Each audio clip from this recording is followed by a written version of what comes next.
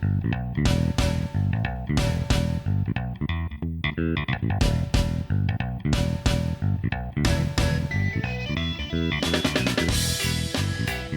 and welcome to Expected Value, the podcast that goes inside the sports analytics world. I'm Paul Carr from True Media. This is episode 76 of the show. We're going to talk baseball, but there aren't a lot of baseball players, especially notable ones who wore number 76. So I'm going to call this the Orlando Pace episode for the Hall of Fame offensive lineman. He won an NFL title with the Rams, and on this show we're talking with someone else who won a title. The University of Tennessee won its first Men's College World Series title last month, meaning for the fourth straight year, the winner came from an SEC school and was a True Media client.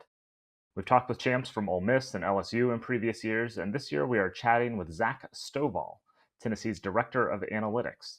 Zach was a student manager at Tennessee, then he worked for the Texas Rangers before returning to the Vols before this past season.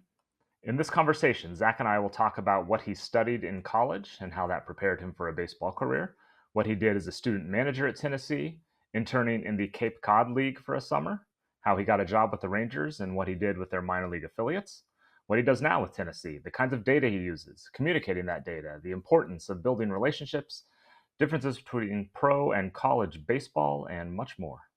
Then producer Brian Duffley will join me to react and wrap things up.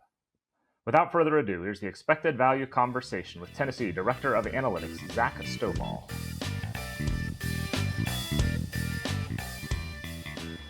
We're joined now on Expected Value by Zach Stovall, Director of Analytics, University of Tennessee Baseball, 2024 College World Series champions, beating Texas A&M in 3 games. Zach, welcome to the show. Let's start with the College World Series. Just what was it like winning a title there with Tennessee? Man, it was incredible. I grew up a Tennessee fan from a small town in Tennessee, went to school there, saw the program get built up from Tony Vitello's first year there. I mean, it was an incredible experience getting to be there on the field, celebrating with the staff and the players after the game. I mean, it was an unreal experience and one that I'm definitely glad that I came back to help achieve. That's pretty cool. Yeah, first title for Tennessee baseball too. Let's start with your path. I mean, you mentioned you went to Tennessee. Let's start there, and we'll get through your college years, your years with the Rangers, et cetera. Just to kind of tell people, here's what a path can look like. What did you study at Tennessee? What did you think you were going to do going into school there? Well, I finished with a business analytics degree, but I started as a sports management major. I did that my freshman year, and I took one sports management class, and my professor there got me in touch with the Tennessee baseball team and helped me, start my journey there. I became an equipment manager my first year, doing the laundry, setting up practices, anything that was needed from that point. And once the season started, I moved into the video room to help with some of the advanced process and the video process, and kind of just ran from there and switched my major to business analytics after that. And 3 years later, I was graduating with a business analytics degree and starting my career with the Rangers.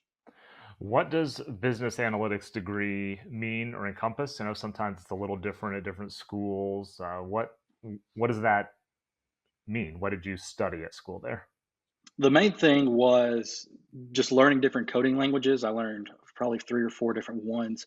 Most I still use today. And the biggest thing with business analytics at Tennessee is you are the analyst that's breaking down all the numbers, you making models, you are, being the main point for analyzing data, but then translating it into real world terms to be put into action, whether you're doing it for a business, where you're doing it for marketing, finance, or my path, sports. Being able to translate data into actionable items to help achieve whatever the goal of the business or organization is. What's key to doing that? I mean, we always talk about how it doesn't matter how good the numbers or information is if you can't communicate it well. What's key to taking, we'll just call it data, and turning it into baseball language? How do you go about doing that? Yeah, you kind of got to know your audience with that, and it's you get to know your coaches, you get to know your staff, you get to know your players, and how much they are wanting to learn about it, or how much they already know. And you're taking, whether it's how do you explain spin rate to a guy that's already well versed in baseball analytics, or whether it's a guy that's never really cared about it, or doesn't really want to learn much. You just really have to know your audience and translate different items and points into things that they can understand at all different levels. I'm curious about the manager, or what's called a program. I know, at the top schools, your Tennessee types, your SEC and major conference. What is a typical kind of student manager team like? Just kind of thinking about the opportunities that students or incoming students might have there. Yeah, no, it's really a lot like a family. You're, in the trenches with them every day. You're, doing the work that, isn't, the most enjoyable, and you're in the grind with them together. You're hanging up, laundry and making sure that all the little things are done right behind the scenes. It's not the most glamorous. You're not going to get all the credit, but you're just as valuable to that program, and you get the recognition from the coaches themselves and from the players, and they are very thankful for it. And it doesn't go unnoticed within the staff, and obviously they thought very highly of the work that had been done over the past 7 years between all of our managers, and getting to where we are now. And it's grown over those 7 years. I mean, when I started out, there were six of us, six managers, and it's grown into 10 to 15 different guys helping out with the program, and it's really all encompassing, and you're all in it together. And as a student, you're trying to make your path in this career, whether you do want to go on to a career in sports or you're just happy to be a part of it. It's just a blessing to be able to say that, hey, I did something to help contribute to this winning and to this program. And is that like all the extracurricular stuff you can handle at school? Because a varsity baseball player or pretty much any sport, that's about all you're going to be able to do when you're in college. Is it you mentioned all encompassing? Is that true for the manager side of things too, where it's just taking up almost all your free time? Yeah, absolutely. I treated it when I was a student as a full-time job. I would go there right after classes, and when there's lulls in the day, yeah, you kind of can get some schoolwork done, get your homework done. There's a lot of long nights studying. You're missing out on things, giving up things that a normal college student would get to experience, like time with friends, or you don't get to take your spring break because you're going to Gainesville to play the Gators. It's definitely harder than just being a normal student giving up that free time. But definitely, I wouldn't have traded any path that I took in order to get to where I am today. I want to ask about your summer internship at the Cape Cod League. I mean, we think about players, you hear about players going to play in the Wood Bats leagues in Cape Cod or Northwoods or whatever it is. What is it from your perspective as a manager, an intern, kind of on the opposite side or the coaching side? What is that summer internship like for you? I mean, that was one of the best summers I've ever had, and one of the most fun experiences I've had as in working in baseball. I was fortunate to have a great manager in the Cape with the Wareham Gateman, and as it was more of a scouting internship, we were turning in reports like we would for an actual area scout, and we were getting feedback, and I wouldn't really call it grading, but learning how to write reports for a professional team. And after that, initial feedback session, it was all right. Go out. You've got the rest of the summer. Bring me back a top 50 list at the end of the summer, and we'll see what you come up with, and we'll have discussions throughout the year. It was really eye opening, and it was awesome getting to meet all these different personnel, area scouts, cross checkers, scouting directors, getting to talk and interact with them over the summer. Very cool. So you graduate in 2020, and next year you catch on with the Rangers. What's the entry level job? What is it? What are you doing? How did you get your foot in the door there? Yeah, the role was called a data apprentice, and at the base level, you are a Swiss Army knife for a minor league affiliate team. You're doing everything. You're tagging all the data. You're collecting video. You are working on advanced scouting. You're any project or any questions that the coaches might have or the players.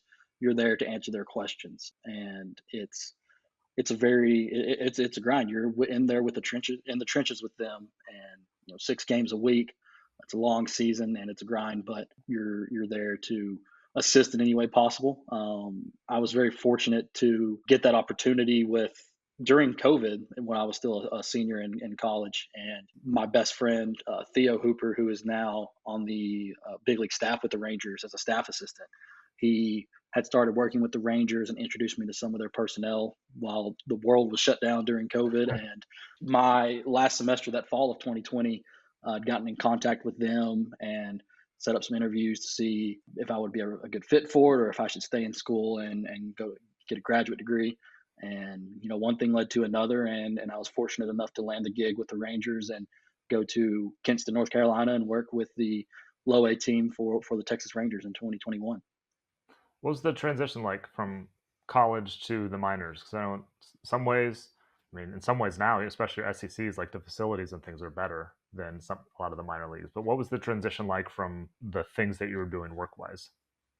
Yeah, I the biggest eye opener for me was when I was in college and thinking about working in pro ball. I'm like, man, this is going to be just an awesome experience because I'm not going to have to go to class. I don't have to do homework, so I'm gonna get to spend all that extra time working and taking advantage of these opportunities. And that first year really hit me with, okay, yeah, you can work a lot more. You have that freedom to do more projects and everything, but you've got to take advantage of the downtime, and you can't get burnt out because it's a 150 game season. You need to take advantage of that. But as far as the work goes, the biggest transition for me was being more of a voice to the players, especially that first year in low A, where most of those guys are high schoolers getting drafted, players coming up from the Arizona League, and they don't really know much about any of the ball tracking or data, and you're kind of their go point or their go to for learning about all the different shapes and game planning. And you're their first real introduction to what a full season looks like.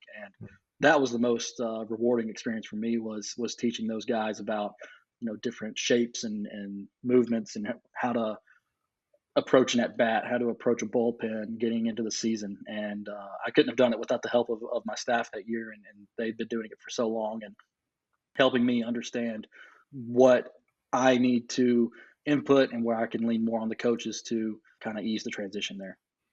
And are the kids coming in, are they, I guess, how open are they to this information? You mentioned some hadn't heard it, but what's the interest or desire to learn more about all that stuff that's new to them? Yeah, it takes a while to build that up in them, and they're a lot of them they get there and they just want to play ball. They don't Right. want to they want to get out there and show what they got. And you really got to like I mentioned before, build those relationships and build that trust with those players early on. I remember we had our first practice, and I just went around and talked to as many players as I could. I didn't you know ask anything.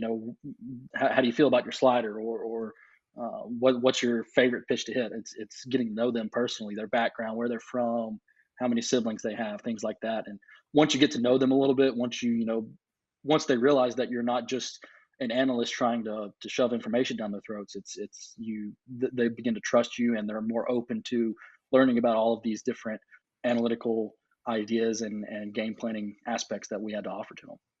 Yeah. Number nerds are people too, right? Exactly. Yeah. Come on. Exactly. No, you've got to personalize it. You can't just Yeah. be a robot punching numbers on a computer. You're definitely in there and trying to you know make them the best version of themselves. So definitely you got to interact with them. So over your time with the Rangers, I think 3 years, what was the next step for you? So you do that year one. What was the following time with Texas like? Yeah, 2022, I got the assignment to go to AAA Round Rock in the PCL, which was very much a very different experience than Low A. Those guys Hmm. are fighting and clawing and trying to get back to the big leagues, or trying to get there for the first time. And a lot of those guys, that level for me was more of them coming to me with questions on things that they had already known or things that they had hunches about. And I was, trying to facilitate, you know, a this is what we think about this is what we've heard that you need to work on. And they would agree or they wouldn't agree, and they would go on somewhere else. It's at the end of the day, it was their career, and they had gotten that far. So I learned a lot from the players and coaches at that level than anything. They had been doing it for so long. I mean, we had Matt Carpenter up there, and I'm sitting there as a 23-year-old in AAA, and I'm trying to soak in everything I can from Matt Carpenter. And it was an amazing experience getting to learn from him, getting to learn from all of the former big leaguers that had come down trying to get back there, and getting to work with the guys that were trying to get there for the first time. It was a lot more of sitting back and seeing what I can learn from them while also helping them along their way.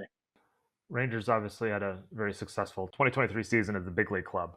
You're with a AAA team. How does that? I don't know. How does it impact you, or how are you following it? Because you're not with the big league team, but you're also part of that org. What is it like from that AAA level? Yeah, it's a lot of, it's it's working on seeing what the big league team's doing, how they're performing. You're watching all of their games, or at least keeping up with what they're doing, staying in constant contact with them. My biggest thing that I worked on was making sure that we were giving our players the correct advanced scouting that they would be getting in the big league. So when they got there, they were prepared and wasn't shocked at how much more information that they could get. I was Mhm. in constant contact with mainly the Rangers advanced scouting coordinator Bobby Bandolo, who has been on this podcast before, and Yep. making sure that we were doing everything we could to make sure that they were prepared to get there. And you're watching what they're doing, seeing maybe hey, bullpen's getting a little thin right now. Maybe a guy's got to go up. You got to adjust some things around in the AAA, which not like I'm making the pitching plans, but looking, hey, this might be coming up, or giving some insight on what I'm seeing from my end. So there was a concerted effort on behalf of the Rangers to have consistency at both. Here's how the MLB team does things. We'd like the AAA team to do things similarly, assuming data and whatever's available. That was an intentional thing on behalf of the club. Yeah, absolutely. And it's, it just makes logical sense. Hmm. When a guy, especially a guy that goes up there for the first time, they're already going to be, their head's going to be spinning, right? They're Yeah. in the big leagues. They're in the big leagues for the first time. Their dreams have come true. We don't want them to go up there and be, starstruck or not ready to handle it. So there was a very concerted effort from the top down to make sure that, hey, are these guys ready to come up here and impact right away, or are they going to come here and just kind of be one of the guys and just be happy to be there? Your season ends roughly August, and there's obviously another month of the big league season and a playoff run if it works out that way. What's your involvement kind of once the AAA season ends? Is there anything more that you're doing for the org or the team specifically? Yeah, in 2022, our season ended for I think it was 2 weeks before the big league season ended. So now they've the AAA, they've made that season longer. They want them playing games right up until the end. So I I was around. We stayed in Round Rock for about an extra week as part of like a get ready, make sure guys are still ready in case they need someone to go up. Now for the 2023 season, I did leave the Rangers in late August, so I wasn't able to be around for the that playoff push or seeing what guys were doing. So I can't speak on that aspect. Sure. I know it was kind of the same thing, making sure guys are ready once the season ends, and same thing, making sure that they know what the big leagues are doing and how they're being ran. So you rejoined Tennessee Baseball as their director of analytics. What's different about that role compared to what you were doing when you were in a manager spot?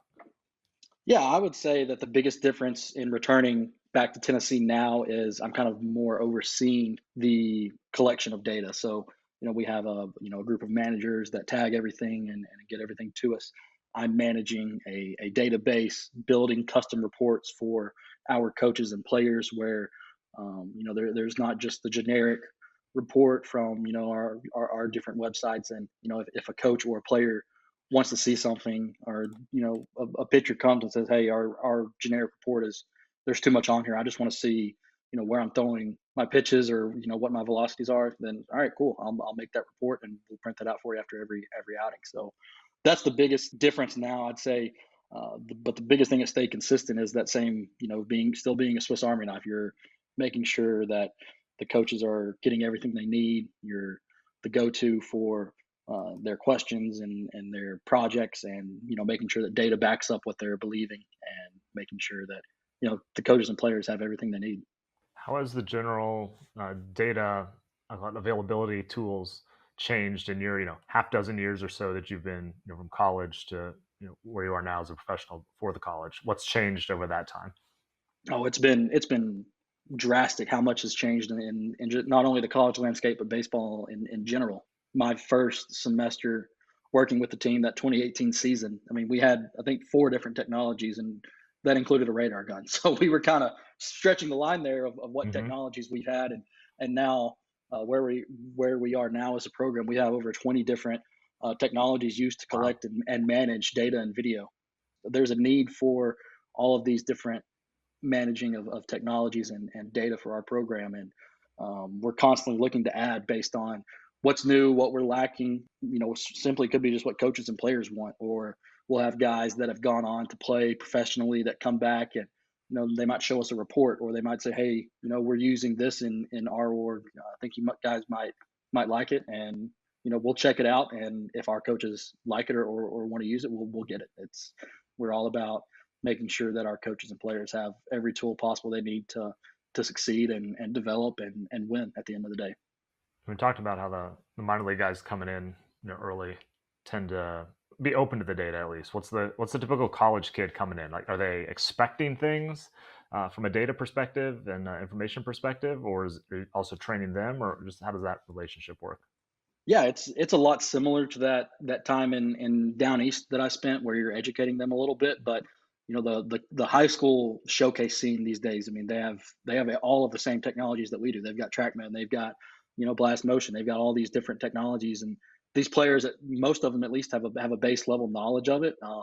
Whether they know how to use it on their own is a different question, and that's kind of where my job comes in the fall is educating these guys when they first get here on what we value and what we want them to know, and how much we are giving them full autonomy over, where whether we'll teach them these metrics, we'll teach them everything that is going to be on our reports that we give them. And if they want to know more, they're more than welcome to come and sit down and talk to us. And we're not trying to hide anything. We're not going to keep things on the side. Like if they want to know and they want to learn, we're more than happy to tell them. And it's the same thing as in Pro Bowl. It's all about their career and where they're going. And if they want to learn more, great. We'll teach them. If they want to, kind of be a little more on the other side of analytics and kind of play more on feel, that's we'll guide them along, and we'll use some of the code words that we talked about Yeah. in teaching them about the analytics. Any notable differences between working on the pro ball side and the college side in, I mean, really almost anything, whether it's your approach or how you communicate things or whatever it might be. Anything notable that particularly has stood out as you've gone back and forth? Yeah, I would say that some similarities, some differences on both sides. I would say me working in the player development side in pro ball, where you're in the minors and you're helping guys get to the big leagues. It's all about development during the season, and Hmm. there's definitely an aspect on or an impact of that in our season as well, mainly in the fall and the preseason leading up to the season. I'd say a big difference in this actual season though is you are turning that switch on to, all right, we got to win games, but not letting development become cast to the side. We're still making sure these guys are getting everything they need, and it's still very similar in terms of developing guys on that becomes more of game planning. You're teaching them the same methodologies of what to look for in the box or how to attack a hitter. You're teaching them the same things. At the end of the day, it's still the same game. You're teaching them the same words and methodologies of how to play the game, and making sure that when they're out in the field, they're not thinking about data. They're thinking about Hmm. getting the guy out in front of them, or hitting the pitcher in front of them. It's still, that's very much a constant in all levels of baseball, whether you're at the high school level or all the way up to the big leagues. Yeah, still want to think baseball, not necessarily get tied down in a number or something like that. Absolutely. You've laid out a pretty good path as an example, I think, of how someone can get into professional or collegiate baseball as a profession. What other advice would you give to someone, whether it's a college kid or someone looking to make a career change, that, hey, I'm interested in working in baseball or a different collegiate sport? What would you kind of point them to, whether it's academics, whether it's professional experience, et cetera? Yeah, I would say the biggest example is, I've kind of, been harping on this, for a lot of it. You've got to build relationships, and you can learn skills, you can be taught different things, but you can't teach feel. Mhm. You've got to learn that over time, and adapt with what the people around you have been doing. I mean, when I first got to the Rangers, and even with Tennessee, the coaches and the personnel, the all the people that I worked with the Rangers, I mean, they've been doing, some of them have been doing this longer than I've been alive, and Yeah. they have so much wisdom, and they've seen so much in this game, and you've really just got to be the best listener you can be. Ask questions before you come to them with your ideas. If you come in on day one to your manager or your director in pro ball, and you're saying, I've got all these ideas, how can we implement them, before you ever get to know them, they're not going to trust you, they're not going to listen to you. Especially coaches and players that are out there in the trenches, like they've been doing this for so long, and they know what works for them, and you're going to bring good ideas to the table, absolutely, but you have to build that relationship with those guys, to be able to implement it. It's great that you have great ideas and you are going to make an impact, but you've got to go about it the right way. Nice. All right. Let's wrap things up here with our playing favorites segment where we go through a number of your favorite things, get to know you a little better. What's your favorite number and why? I had so many different numbers in baseball over the years. Where I grew up, it was, you tell the coach what size you are, and they throw you a jersey, and it could be a different number every time. But I would say my favorite number actually came from basketball. I played all the way through high school, and I was number 45, and I was not a very good basketball player. But when I got it, I played down low in the post, and I was not very athletic, but then I learned that Michael Jordan actually wore number 45, so that There you go. that that gave me a better feel of wearing that number. That's right. Rafe LaFrentz. I'm a Kansas guy, so Rafe LaFrentz was Yeah, a 45 way back in the day that's right. as well. First one that came to mind for me. I'm sure there's lots of others, obviously. Favorite Absolutely. athlete for you as a kid? Growing up, I was a Braves fan. Being from Tennessee, they call it Braves country, the entire Mhm. Southeast, basically. The very first MLB game I went to was in opening day 2010 for the Braves. Jason Hayward made his debut, and he hit a home run in his first at bat. And ever since then, I loved him. I remember we went down to the pro shop in the middle of the game because I wanted to get his jersey, and they can't sell his jersey until after the game is over. All For right. It's got to some be a pro or it's whatever. got it's got to be an official game or whatever. So as soon as the last out was recorded, we rushed down there, and there was a huge line just trying to get Jason Hayward's jersey. But that was a big impact on me watching that game and seeing him make his debut and hit that home run. He became my favorite player as a kid. Nice. It's a good way to get him. Home run your first at bat. Yeah. All right. This one's coming from producer Brian. Your favorite ballpark in the Carolina League? I would say either Kannapolis or Fayetteville. They're two very similar parks. I think they were built by the same company, Okay. but it was just it was a very nice clubhouse, very good ballpark. I would say a close runner-up would be Myrtle Beach. The field itself and the facilities were they were fine, but the clubhouse manager there, he was out barbecuing in left field during the game, so he had the Nice. best spread after There the you game go. of any a visiting place that we went, and that was definitely the best meal that we had after games. Nice. Yeah, I would guess you get some good barbecue around the Carolina League. I would hope at least. Oh, Uh, absolutely. Speaking of which, you have a favorite? It could be barbecue. It could be something else. Favorite place in Knoxville? Someone comes to Knoxville. You're pointing them to a restaurant. What's it going to be? Calhoun's on the river. They have a Mm, couple different places in Knoxville. There's some across East Tennessee, but they're really good barbecue. My mentor and now coworker Sean McCann, our video coordinator, we'll go there during lunch sometimes, and we'll just get appetizers. We'll get their pork potato skins, we'll get their bacon wrap burnt ends, and we'll just share appetizers the whole meal. And those bacon wrap burnt ends, I mean, they are just yeah. unbelievable. And then our strength coach Quentin Everhart, he loves the barbecue, and he'll bring some in sometime. And anything he cooks is gold. So those would be my two go tos right there. And the barbecue, I don't know, style there. Like I'm a Kansas City guy. Is there a what's the style of barbecue that's predominant in Knoxville? These are important questions. It's hard to say. It's not typically the wetness of the Carolina barbecue, but it's Right. not the Texas barbecue. It's kind of somewhere in the middle. Okay. But I will say I went to Kansas City in high school, and that was by far the best barbecue I've ever had. I had burn ends from some restaurant there, Yeah. and I want to go back to Kansas City just for the barbecue again. Come back, we'll get some. It's great. Yeah, Absolutely. they're all good.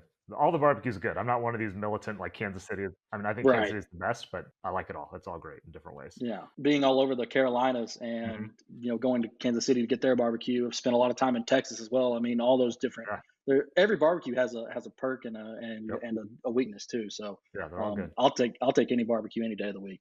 Yeah, I was a little hesitant about the Carolina, like the mustard sauce barbecue, but once I got there, my brother was in South Carolina for a while, had some good stuff, and I'm in on that too. So Absolutely. give me all of it. Yeah. Finally, favorite "How did I get here" moment for you? Just kind of one of those. This is pretty cool where my career's brought me. I'm able to soak it in. Favorite "How did I get here" moment. Yeah, the first one that I remember was big league spring training in 2023, watching and doing Edgertronic and TrackMan for Jacob DeGrom's bullpen. Mm, That was incredible. But I'd say my favorite moment though was after we won it all. I'd gotten onto the field, celebrate with the team, and they started letting some of the family down there, and seeing my parents and my girlfriend run to me on the field.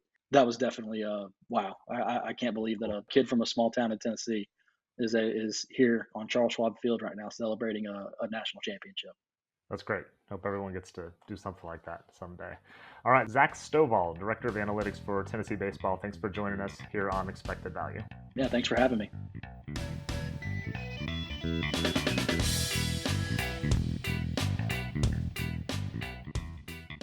Back in the True Media studios, I'm Paul Carr. Thanks again to Tennessee's Zach Stovall for joining us on the show. Congratulations one more time to the Volunteers on the first baseball national title. You can check our archives for other episodes with College World Series winners, including Wes Johnson, who's now the Georgia head coach. He won with LSU as their pitching coach last year, and Chris Cleary, an Ole Miss assistant, when they won the title 2 years ago.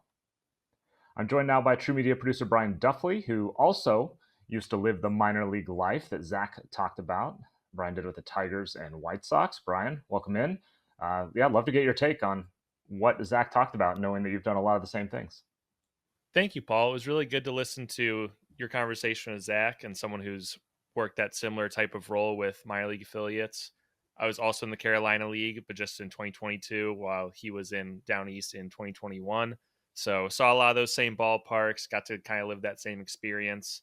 Being in single A was definitely a very unique time as far as what he was talking about with some of the different levels of knowledge from players. A lot of the guys you're working with are just fresh out of high school and they've never really seen a lot of advanced metrics. And this is kind of their first exposure to a lot of that data that gets collected on a daily basis.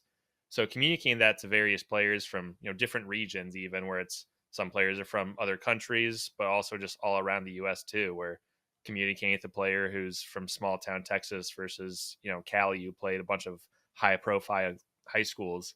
It's a very weird to navigate sometimes and just understand how you need to like translate and communicate everything to certain individuals. So I think one of the best things that he mentioned was how he first got there and spent a lot of time just getting to know people on a more personal level and getting that comfort level. I think that's something that I didn't do in my time with Kannapolis. I think early on I was very much just like, I'm going to stick in my role and whoever needs me, they know where to find me, rather than kind of building out those relationships that, eventually came to fruition throughout the season as you spend every single day with these people. But early on, starting out those relationships in a good manner is a great way for some of these guys to like show more interest in some of those advanced metrics that they've never seen before. And then that way they're more comfortable asking some of those harder questions. Yep. Yeah, the relationship thing's it's really interesting because I just think when I was getting into just after college, getting into the work business in general, I was always kind of I want my work to speak for itself and all this, which is very nice and idealistic when you're 22 and whatever.